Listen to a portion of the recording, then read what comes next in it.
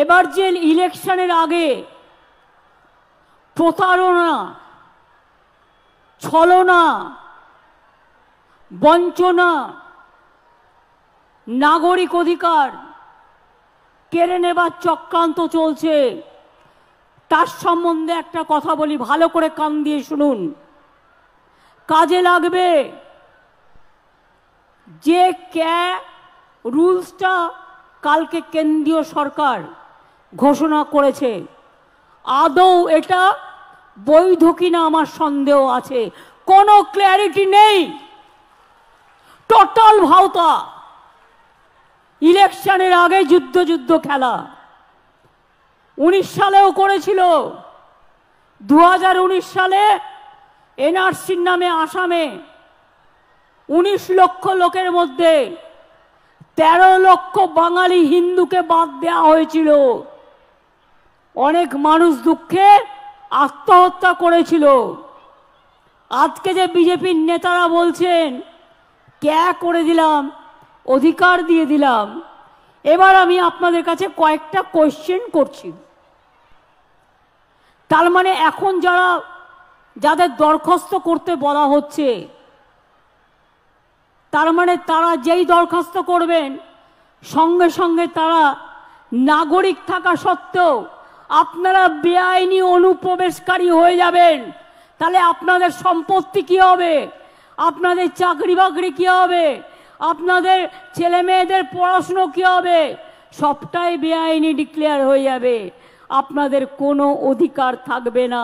এটা অধিকার কারার খেলা। যখন আমরা লুডো খেলি দেখেন তো, আমরা ছক্কা মারলে গুটি খোলে। এটা হচ্ছে বিজেপির লুডো খেলার ছক্কা। রাজনীতির আগে ভাবছে আমি করলাম ছক্কা, অ্যাকচুয়াল কিন্তু ওটা হচ্ছে পুট, অর্থাৎ শূন্য। নিট রেজাল্ট হচ্ছে 0। শুধু তাই নয়, আপনারা যেই দরখাস্ত করবেন আপনাদের সব নাগরিকত্ব ক্যান্সেল করে দিয়ে, সব অধিকার ক্যান্সেল করে দিয়ে, এটা এনআরসির সাথে কানেক্টেড, মনে রাখবেন, আপনাদের ডিটেনশন ক্যাম্পে নিয়ে চলে যাওয়া হবে। এই দরখাস্ত করবার আগে বারবার ভাববেন, একবার নয় 1000 বার, আমরা মানছি না, আমরা মানব না। একটা মানুষ যদি অধিকার পায় আমি খুশি হব, কিন্তু একটা মানুষ যদি বঞ্চিত হয় তার সামনে দাঁড়িয়ে আমি তাকে শেল্টার দেবো। বাংলা থেকে বিতাড়িত কাউকে আমি করতে দেব না। শুনে রাখুন, আজকে মণিপুরে কত চার্চ পুড়িয়েছে জানেন আপনারা? মণিপুরের মেয়েদের উলঙ্গ করে নৃত্য করা হয়েছে। কোথায় ছিলেন বিজেপি নেতারা? একবার জবাব দেবেন। মনে রাখবেন, যারা এই সময়ে যারা ক্যাতে আবেদন করবেন, কোনো ক্ল্যারিটি নেই, আপনার সব অধিকার কেড়ে নেবে। প্রথমে আপনি নাগরিক ছিলেন, ভোট দিয়েছেন কি দেননি? আমি যারা খুশি হচ্ছেন তাদের বলবো, আপনারা খুশি হলে আমি খুশি, কিন্তু আপনারা দুঃখী হলে আমি দুঃখী। বলুন, ভোট দিয়েছেন কি দেননি এতদিন? বুক বাজিয়ে বলুন সত্যি কথা। আধার কার্ড ছিল কি ছিল না? না। জমি আছে কি নেই? দোকান আছে কি নেই? তাহলে বুঝুন, এই আইনটাই যেই আপনি দরখাস্ত করবেন আপনি অবৈধ নাগরিক হয়ে গেলেন। তার মানে আপনার কোনো অধিকার আর থাকবে না, আপনি ফরেনার্স হয়ে গেলেন। শুনুন, সারা পৃথিবীতে নিয়ম আছে। কোন রাষ্ট্রে 5 বছর, কোন রাষ্ট্রে 10 বছর, কোন রাষ্ট্রে 3 বছর। যদি বাইরে থেকে কেউ আসেও, তারা যদি সেই বছরগুলো সেই রাষ্ট্রে থাকে, তারা কিন্তু গ্রিন কার্ড পায়, তারা কিন্তু সিটিজেন কার্ড পায়। এই চালুটা কেন করলেন না? আগে তো ডিএমরা নাগরিকের কার্ড দিত, সেই অধিকার কেড়ে নেওয়া হলো। আর আজ বিজেপির হাতে আপনারা দিয়ে দেবেন আপনার ভাগ্য। শুধু একটা ভোটের জন্য, দুটো সিটে জেতবার জন্য আপনাদের ভাওতা দিচ্ছে, ভাওতা, ধাপ্পা দিচ্ছে, ধাপ্পা। মনে রাখবেন, সব হারাবেন। এটাও যাবে, ওটাও যাবে। আবার দেখুন, সব হিন্দু, শিখ, বৌদ্ধ, জৈন, পার্সি, খ্রিস্টানরা 2015 সালের পরে যারা ভারতে এসছেন তারা সব বেআইনি হয়ে যাবেন। সংখ্যালঘুরাও তো আছেই। ইচ্ছা করেই কালকের দিনটা বেছে নেওয়া হয়েছে, কারণ কালকে থেকে রমজান মাস শুরু হয়েছে, এটা আমরা বুঝি। বিজেপির খেলা হচ্ছে হিন্দুতে হিন্দুতে ভাগ করে দেওয়া, মুসলিমে মুসলিমে ভাগ করে দেওয়া। বলুন, আফগানিস্তান কি করে এলো? আফগানিস্তান তো ভারতের বর্ডার নয়, তাহলে মায়ানমার কেন এলো না? এটা তো ভারতের বর্ডার। তাহলে বলুন, যেগুলো ভারতের বর্ডার সেগুলো কিন্তু হলো না, সব কিন্তু রাষ্ট্রহীন হয়ে যাবে। এই এনআরসির সাথে যুক্ত, মনে রাখবেন। এই আইন, আপনি যদি নাগরিক না হন তাহলে সংবিধানের 14 নম্বর ধারা, 21 নম্বর ধারায় সব অধিকার থেকে আপনি বঞ্চিত হবেন কি করে? কোর্টে গেলেও চ্যালেঞ্জ করতে পারবেন না। আপনি তো নাগরিক। শুধুমাত্র 3টি দেশ, আফগানিস্তান, বাংলাদেশ আর পাকিস্তান, আর শুধুমাত্র 6টা ধর্ম, হিন্দু, শিখ, বৌদ্ধ, জৈন, পার্সি আর খ্রিস্ট ধর্ম, মায়ানমার, শ্রীলঙ্কা বাদ, ইসলাম ধর্ম বাদ। এটা ভারতীয় সংবিধানের ধর্ম নিরপেক্ষতার মূলে কঠোর আঘাত করেছে। মনে রাখবেন, এরপরে এর সাথে এনআরসিকে যুক্ত করে দেবে। আপনারা যারা নাগরিক আছেন, এবার বলুন তো একটা ছোট্ট কথা, এরকম অনেক পরিবার আছে, এপার বাংলার সাথে ওপার বাংলার বিয়ে হয়েছে, এখানকার ছেলে ওখানকার মেয়ে, ওখানকার মেয়ে এখানকার ছেলে, তাদের কি হবে? তার মানে মেয়ে বাপের বাড়ি যেতে পারবে না, আসতে পারবে না, আর ছেলে সেও শ্বশুর বাড়ি যেতে পারবে না, সেও রাষ্ট্রহীন হয়ে যাবে। ধর্মের ভিত্তিতে নাগরিকত্ব কখনো শুনেছেন? আন্তর্জাতিক কনভেনশন পরিষ্কার বলা আছে, ইউনাইটেড নেশনসে অনুপ্রবেশকারীরা যেন বৈধ কারণ ছাড়া রাষ্ট্রহীন না হয়ে পড়ে। এটা মানবিকতার অপমান। এমনকি শরণার্থীরাও যদি বিপদে পড়ে তার পাশের জায়গায় গিয়ে আশ্রয় নেয়, তাদেরও কিন্তু মানবিকতার খাতিরে তাদের আশ্রয় দিতে সে রাষ্ট্র বাধ্য থাকে। তাহলে বলুন, আমার কন্যাশ্রী যারা আছেন ভাগাভাগি, সে যখন এই আইনে পড়বে, তার 18 বছর বয়স হয়ে গেলে নাগরিকত্ব,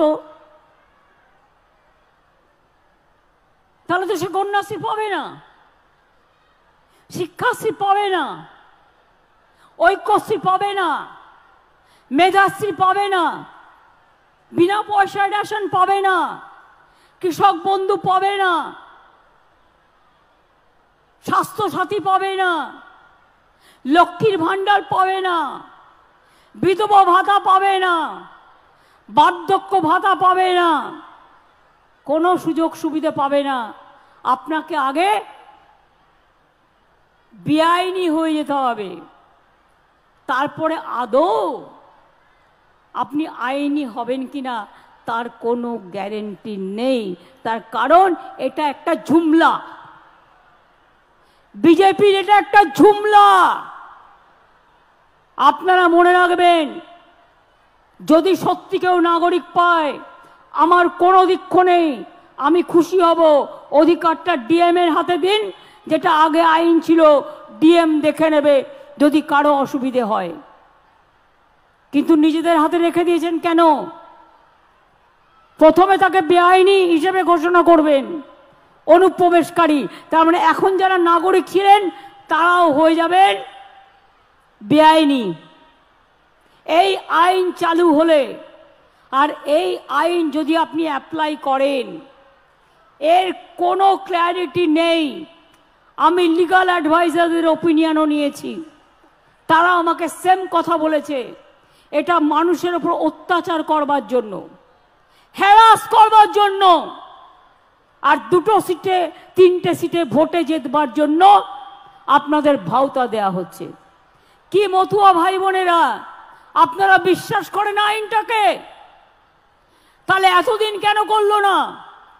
2020-তে তো আইন পাশ হয়েছিল, এতদিন কেন করেনি?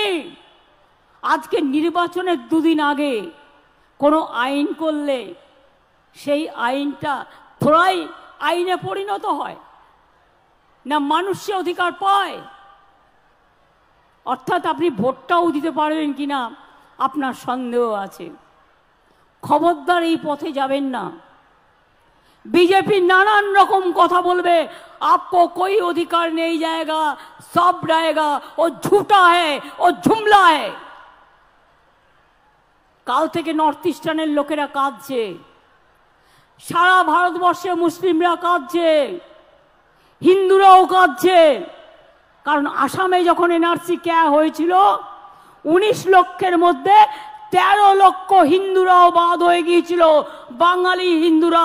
মনে রাখবেন, নীতি যদি স্বচ্ছ হতো তাহলে মতুয়াদের আধার কার্ড কাটতে গিয়েছিলেন কেন? আধার কার্ড বাতিল করেছিলেন কেন? নমশূদ্রদের আধার কার্ড বাতিল করেছিলেন কেন? এটা পরিষ্কার রাজনীতির খেলা। আর করতে হলে 1 বছর সময় নিয়ে হাতে করতেন, আমরা বুঝতাম ততদিনে মানুষ পায় কিনা। এখন আপনার পাওয়ার সুযোগ নেই, কিন্তু আপনার অধিকারটাকে কেড়ে নিল। যে সম্পত্তি ছিল কেড়ে নিল, যে আধার কার্ড ছিল কেড়ে নিল, সব জমা দাও। আর ফর্মের এক জায়গায় বলা হয়েছে বাবার বার্থ সার্টিফিকেটও নিয়ে আসতে হবে। কি সবার বাবার বার্থ সার্টিফিকেট আছে? তো আমার তো নেই। আমি বাবা মার জন্মদিনই কবে জানি না। তো আমার মতো আপনাদেরও অনেক পরিবার আছে যাদের আজকে 35-40 বছর বয়স, 50 বছর 60 বছর বয়স, তাদের বাবার বার্থ সার্টিফিকেটটা খুঁজে পাবেন তো? সুতরাং আমি মনে করি এটা টোটাল ভাওতা। এই দেখুন, আমি একটা বই লিখেছিলাম, নাগরিকত্বের আতঙ্ক। পারলে বইটা কিনে পড়বেন। যারা খুশি হচ্ছেন তারা দেখে নেবেন আইনটা, তাতে বুঝতে পারবেন যে আইনটা কত ভয়ানক, কত আতঙ্ক সৃষ্টিকারী। 2 জনকে দেবে, 8 জনকে দেবে না। যে 2 জন পেলেন সে হয়তো খুশি হবে, কিন্তু যে 8 জন পেলেন না তাদের ডিটেনশন ক্যাম্পে পাঠিয়ে দেবে। বাংলায় আমরা থাকতে কোনো ডিটেনশন ক্যাম্প করতে দেব না, কোনো এনআরসি করতে দেব না, কারো অধিকার কাটতে দেব না, কাউকে বঞ্চনা করতে দেব না, কাউকে লাঞ্ছনা করতে দেব না। এর জন্য যদি আমার জীবনও যায় আমি জীবন দিতে তৈরি। বাংলার মানুষের অধিকার আমি কিছুতেই কাটতে দেব না। আমি সব রাজ্যকে বলবো আপনারাও একে একে তৈরি হন। রমজান মাস চলছে, শান্তিতে রোজা করুন আর আল্লাহর কাছে বলুন, আল্লাহ তাআলা এর তুমি বিচার দিও। দোল আসছে, হোলি আসছে, অন্নপূর্ণা পুজো আসছে, শুভ নববর্ষ আছে। সবার হয়ে প্রার্থনা করে বলে যাই, কি করেছেন আপনি মতুয়া ঠাকুরদের জন্য? বাংলাদেশে গিয়েও অনেক কথা বলে এসেছিলেন। মতুয়া ঠাকুর বাড়ির উন্নয়ন কারা করেছে? আমরা করেছি। বড় মা যতদিন বেঁচে ছিলেন তার কে দেখাশোনা করেছে? আমি করেছি। মমতা বালা ঠাকুর করেছে, জিজ্ঞেস করুন ওকে। অসুস্থ হলেই বেলভিউতে আমি ভর্তি করতাম। আর আপনাদের যে এমএলএ ছিল সেই এমএলএ আমাকে বলতো বড় মা অসুস্থ হয়েছে, এক্ষুনি ভর্তি করতে হবে। মতুয়াদের নামে ইউনিভার্সিটি কে করেছে? মতুয়াদের কলেজ কে করেছে? মতুয়াদের যে পুণ্যতম দিন, সেই দিনটাকে ছুটির দিবস কে ঘোষণা করেছে? সবটাই করব আমরা। আর তোমরা ভেবো না যে আমরা গাছের আমরা আমরা আমরা হচ্ছি নাগরিক। আমাদের অধিকার নাগরিকের অধিকার, এ অধিকার কেড়ে নেওয়া চলবে না। বাবা মায়ের অধিকার গেলে বাচ্চাগুলো থাকবে কোত্থেকে? কার কাছে থাকবে? কত শিশু অসহায় হয়ে যাবে, কত মানুষ অসহায় হয়ে যাবে। দেখুন, আমি যেটা করতে পারি, আমার রাজ্যে আমি কাউকে অধিকার কাটতে দেব না। অন্য রাজ্যেও তারা তাদের দায়িত্ব নেবে। সারা ভারতবর্ষে যদি কোনোদিন সুযোগ আসে, আমরা কিছুতেই এ আইন করতে দেব না। और एनआरसी हम नहीं सुनेंगे, हम नहीं करने देंगे। जनता को कोई इंसानियत को इंसाफ ना मिले, ये काम हम नहीं करने देंगे। আমি আবার ইংলিশে দু একটা লাইন বলে দিই।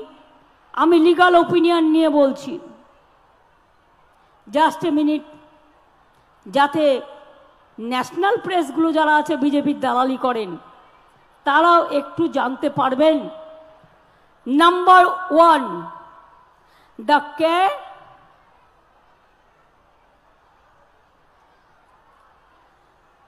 মনে রাখবেন, SLP sorry number 1,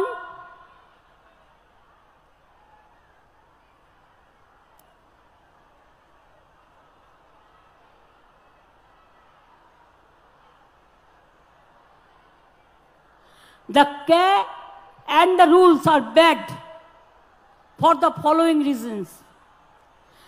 Declaration of illegal immigrant of valid citizens, আসল নাগরিকদের বিদেশি বানিয়ে দেওয়ার চক্রান্ত।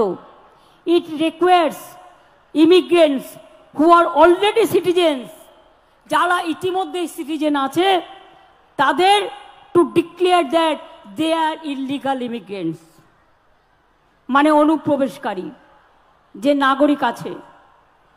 কাট অফ ডেট বলেছে Hindus and others who have entered India after 31 December 2014 have been termed as illegal immigrants and will face NRC issue.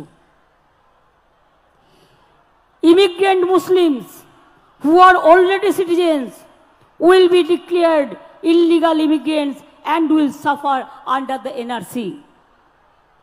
As said, there is no other explanation or clarity as to the status of existing assets and properties purchased by such illegal immigrants. Will those assets will be confiscated? আপনার যে সম্পত্তি আছে কোথায় যাবে তার কোনো clarification নেই। হয়তো মিটিংয়ে এসে বলবে সব रहेगा, बाद में देखेंगे कुछ नहीं रहेगा। 15 लाख रुपया देने का बात किया था ना चुनाव को पहले, वैसा ही होगा और कुछ नहीं होगा।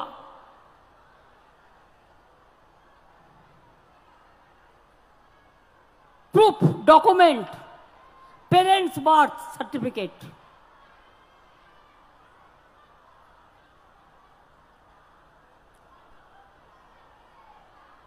implementation process, nothing is there in the rules. Unconstitutional. The care and the rules are unconstitutional and discriminatory under rule article 14 of the Constitution, fundamental right to equality. আর কাস্ট, আপনারা কেউ শিডিউল কাস্ট আছেন, কেউ আদিবাসী আছেন, কেউ তপশিলি আছেন, কেউ নমশূদ্র আছেন, কেউ রাজবংশী আছেন, কেউ পাহাড়ি আছেন, কেউ খ্রিস্টান আছেন, কেউ বৌদ্ধ আছেন, কেউ হিন্দু আছেন, এবং হিন্দুদের মধ্যেও অনেক কাস্ট আছে। there is no clarity as to how the caste reservation shall be applied to such immigrants who have already received benefits under the caste reservation. যারা already schedule caste, schedule tribe, OBC, তাদের status কি থাকবে? কোনো status থাকবে না, সে সম্বন্ধেও কিছু বলা নেই। অর্থাৎ আপনি তপশিলি ছিলেন, আদৌ থাকতে পারবেন তো? আপনি আদিবাসী ছিলেন, আদৌ থাকতে পারবেন তো? আপনি মতুয়া ছিলেন, মতুয়া ধর্ম আপনার ধর্ম, কিন্তু আপনি থাকতে পারবেন তো? রাজবংশী, আপনি আপনার কাস্ট সার্টিফিকেট পাবেন তো? সংখ্যালঘুরা তাদের কাস্ট সার্টিফিকেট, ওবিসিরা তাতে হিন্দুও আছে, মুসলমানও আছে। খ্রিস্টানরা, এটা কি খ্রিস্টানদের তাড়ানোর খেলা, মুসলিমদের তাড়ানোর খেলা, নমশূদ্রদের তাড়ানোর খেলা, বাঙালিদের তাড়ানোর খেলা? এবং মনে রাখবেন, বাংলাকে আবার ভাগ করার খেলা। আমরা এটা করতে দিচ্ছি না এবং দেব না। স্টেট বলুন, নাগরিকত্বের আতঙ্ক নয়, আমরা সবাই নাগরিক, এটা আমাদের পরিচয়। আমরা সবাই নাগরিক কিনা? আপনারা সবাই নাগরিক, ভোট দেন, গণতন্ত্র আছে, পড়াশোনা করেন, কলেজে যান, সবুজ সাথী পান, স্কলারশিপ পান, লক্ষ্মীর ভান্ডার পান, কাস্ট সার্টিফিকেট পান, তপশিলি বন্ধু পান, জয় জোহার পান। মনে রাখবেন, এরপর যদি আপনাকে অনুপ্রবেশকারী বলা হয় আর তারপরে যদি কাউকে কাউকে করেও দেওয়া হয়, তর্কের স্বার্থে ধরে নিলাম, আপনার স্ট্যাটাসটা কি থাকবে? আবার নতুন করে কাস্ট সার্টিফিকেট করতে হবে। হতেও পারে, নাও হতে পারে। কাক জানেন তো, কাকের বাসায় কোকিল ডিম পাড়ে? কাকের বাসায় কোকিল ডিম পাড়ে। কাক ভাবে কাকের ছানা, কাক তাকে মানুষ করে। কোকিলটা যখন বড় হয়ে যায়, কোকিলটা তখন কুহু কুহু আওয়াজ শুনলেই উড়ে পালিয়ে যায় তার মায়ের কাছে। কাক কিন্তু তখন ভাবে, আরে এটা কাক নয়, এটা আমার বাচ্চা নয়, এটা কোকিলের বাচ্চা। বিজেপির খেলাটা কি জানেন তো? নির্বাচনের আগে শুধু মিথ্যে কথা বলে, ভাউতা বলে, ছলনা দেয়।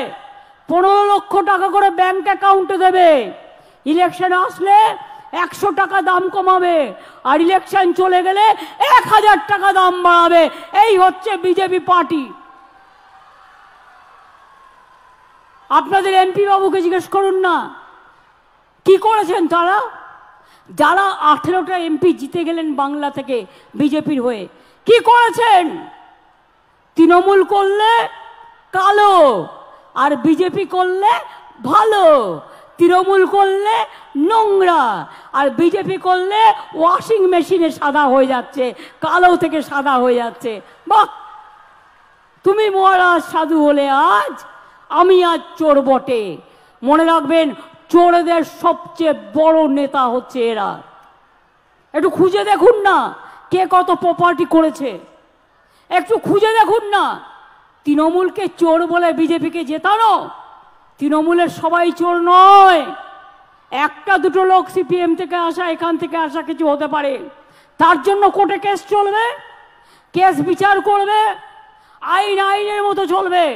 আপনি কে? ইডিকে বলছেন যাও গিয়ে থ্রেট করে এসো, সিবিআই পাঠিয়ে দিচ্ছেন সবার বাড়িতে, ইডি পাঠিয়ে দিচ্ছেন, ইনকাম ট্যাক্স পাঠিয়ে দিচ্ছেন, আর ইডি বলছে ডেকে বিজেপি করে না, এ নেই তো নেই হোগা। আমাদের একটা কয়েকদিন আগে খুব ইম্পর্টেন্ট ছেলেকে ডেকেছিল, তার কাছ থেকে শুনলাম তাকে বলেছে आप एक काम करो, हम तो पॉलिटिकली आपको बुलाया।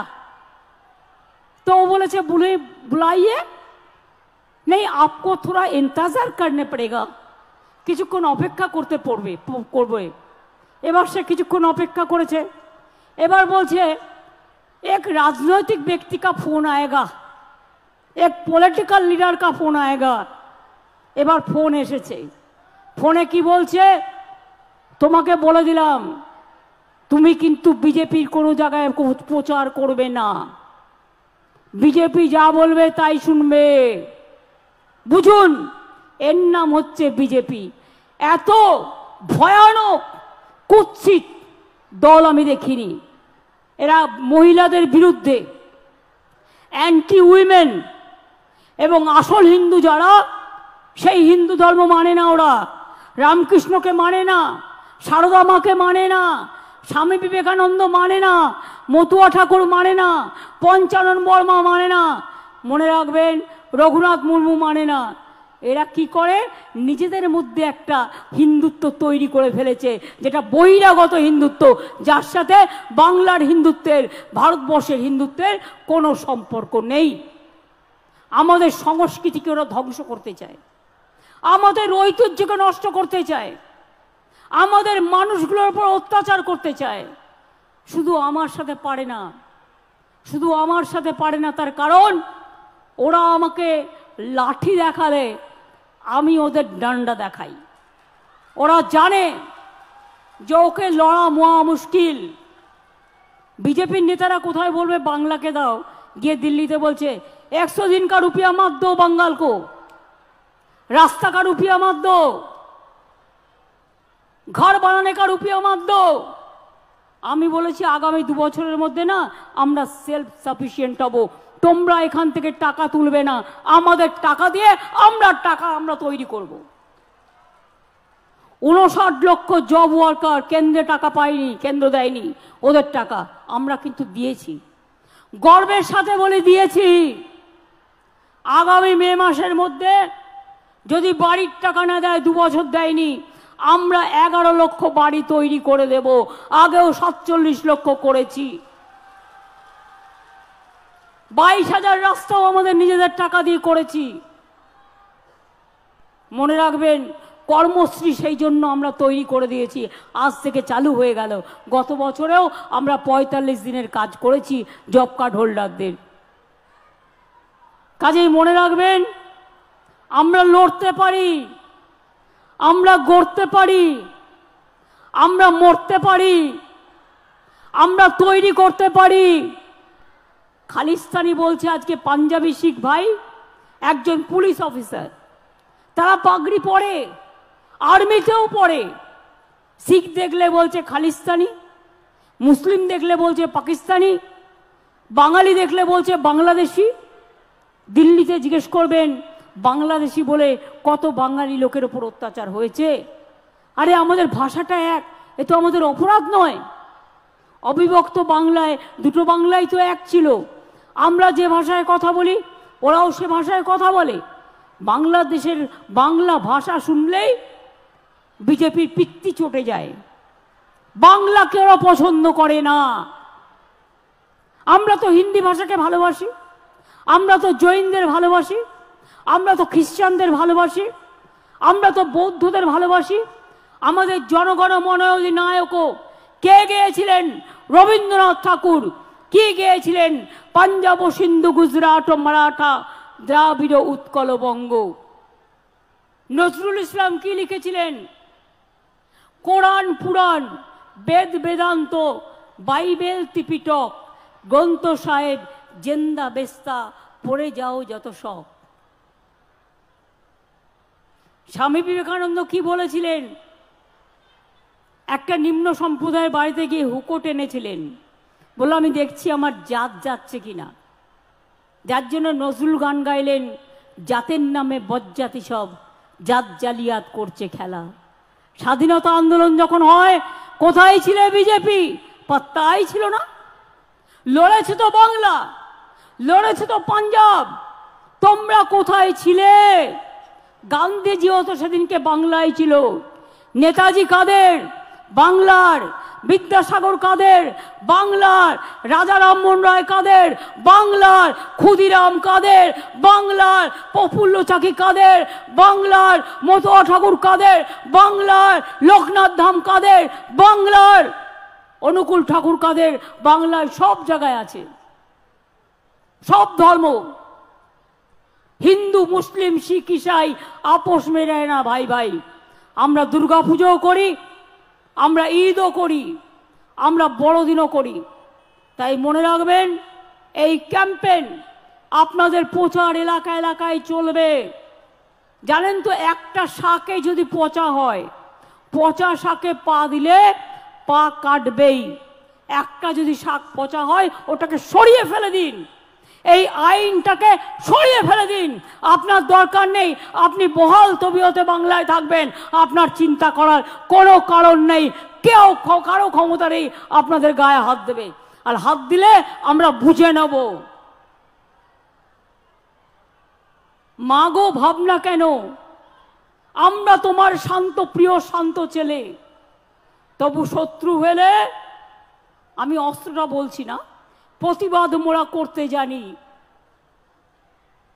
তাই ভয় পাই না আমরা, এটা মাথায় রাখবেন। আমি ভয় করব না, ভয় করব না।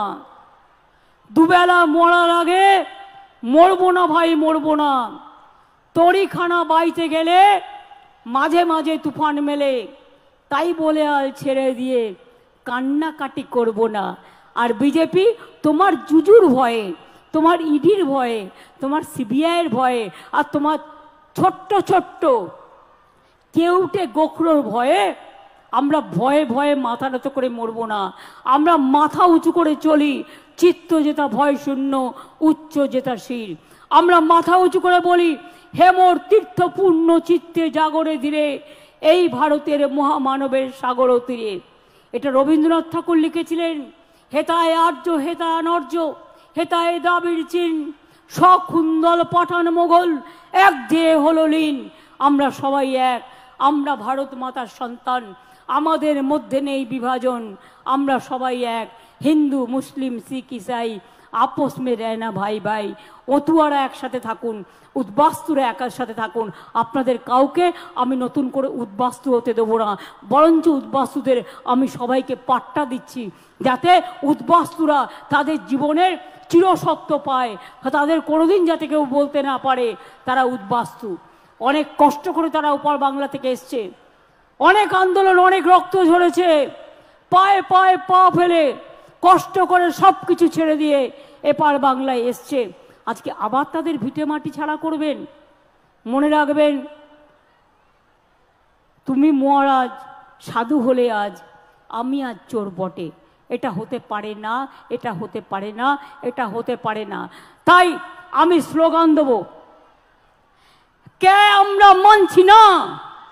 আপনারা বলুন মানছি না, মানবো না। কে আমরা মানছি না, এনআরসি মানি না, ধর্মবিদ্বেষ মানি না, বর্ণবিদ্বেষ মানি না, ভাগাভাগি মানি না, ভাগাভাগি মানি না। আমরা সবাই এক, আমরা ভারত মাতার সন্তান, আমাদের মধ্যে নেই বিভাজন।